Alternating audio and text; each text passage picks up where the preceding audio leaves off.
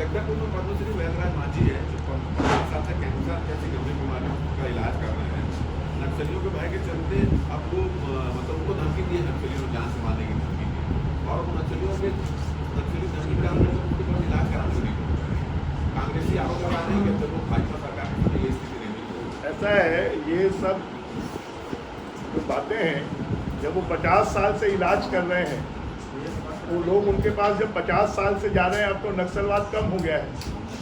पहले तो नक्सलवाद बहुत था और जिस क्षेत्र में वैद्यराज जी काम करते हैं वहाँ तो लगभग नक्सलवाद की घटनाएं समाप्त जैसी हो गई। और इसलिए इस प्रकार के ये जो बातें हैं ये बीच बीच में उठती रहती हैं, इसका कोई औचित्य नहीं है। लोग बिना डर के, बिना भय के इलाज करवाने के लिए जाएं और वैद्यराज जी इलाज करें।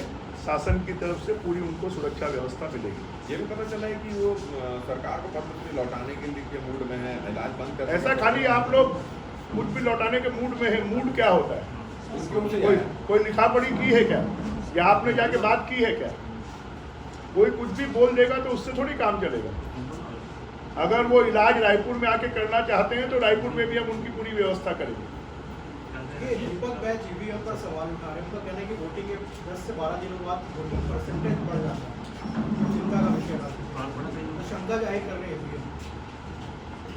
दीपक बैच जी जरा गिनती करके बता दें कि पूरे देश में कितने शून्य लगेंगे कि उनकी वोटिंग हुई है। जब कोई एक पोलिंग बूथ का या 100 पोलिंग बूथ का या 1000 पोलिंग बूथ का नहीं, जहाँ लाखों पोलिंग बूथ का जोड़ घटाना है और वो मैनुअल कागज में लिखा जाता है, तो इसलिए थोड़ा बहुत ऊपर नीचे होना ये स्वाभाविक है।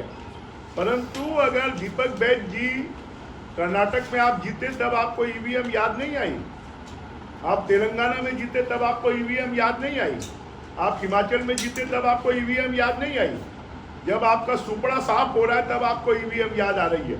और मैं तो कहता हूं कि देश की चुनावी व्यवस्था पर किसी भी प्रकार का प्रश्न उठाना वो देशद्रोह के समान है।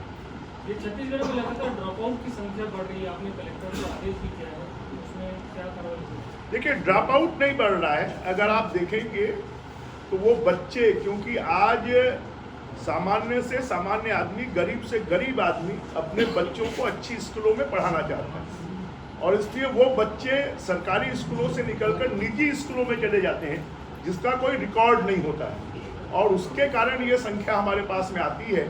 अगर वास्तविकता में हम देखेंगे तो दर्ज संख्या लगातार बढ़ रही है और वो बढ़ने का कारण प्राइवेट स्कूलों भी गांव-गांव में, यहाँ तक कि अब छोटी जगह पर बलौदा बाजार में, भाटापारा में, सिमगा में, तिल्दा में, नेवरा में, कांकेर में, नरहरपुर में, दंतेवाड़ा में, सुकमा में, वहाँ पर भी निजी लोग अब जाकर प्राइवेट स्कूलें खोल रहे हैं।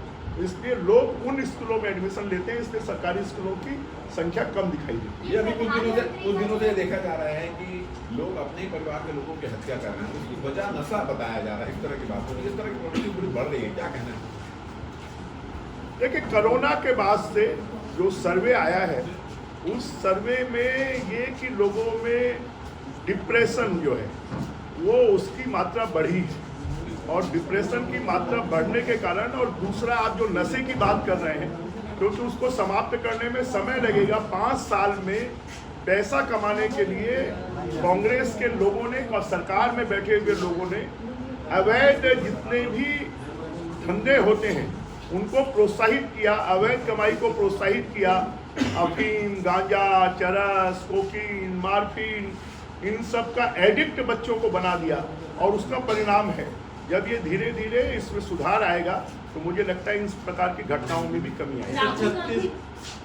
राहुल गांधी ने ट्वीट किया है कि प्रधानमंत्री की भाषा की गरिमा और सीटों की संख्या दोनों कम गिनती में नजर आती है। ऐसा है, जरा अपनी भाषा के बारे में पहले चर्चा कर ले, बाद में प्रधानमंत्री जी की भाषा के बारे में चर्चा करें। प्रधानमंत्री के मुजरे वाले बयान को लेकर शिव डहरिया ने कहा है कि इस तरीके की भाषा शैली है शोभा नहीं देती। साथ में ये भी कहा है कि 4 तारीख के बाद लग रहा है कि अपने मुजरे की तैयारी होगी। अच्छा, वो राहुल गांधी जो बोल रहे हैं उससे क्या वो सहमत नहीं है क्या डहरिया जी? डहरिया जी को बोलने की जरूरत नहीं है, वो छत्तीसगढ़ तक ही सीमित रहे तो ज़्यादा अच्छा रहेगा। सर, छत्तीसगढ़ में 4 विधायकों ने लोकसभा चुनाव लड़ा है, एक आप हैं और 3 कांग्रेस के हैं।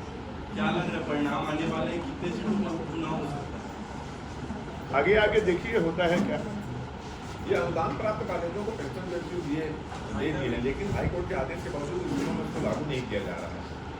धीरे धीरे एक दिन में सब चीजें लागू नहीं होती हैं। अभी आचार संहिता लगी हुई है पिछले 3 महीने से, तो आपके मान लो पिछले 6 महीने से ही लगातार चुनाव में सरकार लगी है। जो भी हाई कोर्ट के, सुप्रीम कोर्ट के आदेश हैं उसको जिसको लागू करना है उसको हम लागू करेंगे, और जिनके लिए हमको उच्च न्यायालय में जाना है वहाँ जाएंगे। विजन डॉक्यूमेंट बनाने की तैयारी कर रहे हैं, तो किस तरह से प्रक्रिया रहेगी? देखिए, भारतीय जनता पार्टी, हमारे देश के प्रधानमंत्री जी ने 2047 में भारत विकसित भारत बने, और उसी के अनुरूप 2047 में छत्तीसगढ़ भी विकसित छत्तीसगढ़ बने, और इसलिए 2047 तक हमारा छत्तीसगढ़ कैसा होगा उसका विजन डॉक्यूमेंट तैयार करने की तैयारी चल रही है।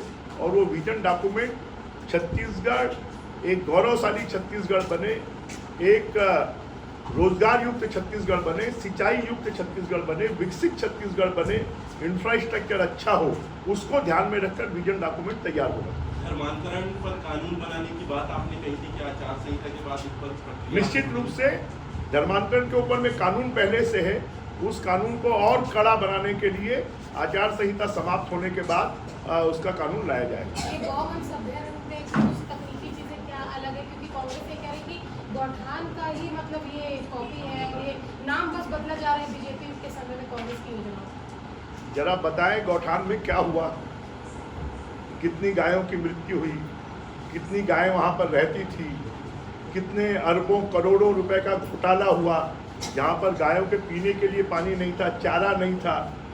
रीपा में महिला स्व सहायता समूह को फंसा दिया, उनका पहले तो रीपा में कोई काम नहीं हो रहा है, और जहाँ काम हुआ है वहाँ पर महिलाएं अब परेशान हैं, उनके माल को कोई खरीदने के लिए तैयार नहीं है। जो अभ्यारण्य होगा वो नेचुरल होगा, प्राकृतिक होगा, और प्राकृतिक वातावरण में गायों को रहने के लिए व्यवस्था की जाएगी। मैं सोचता हूँ कि इससे अच्छी सोच और कोई दूसरी नहीं होगी।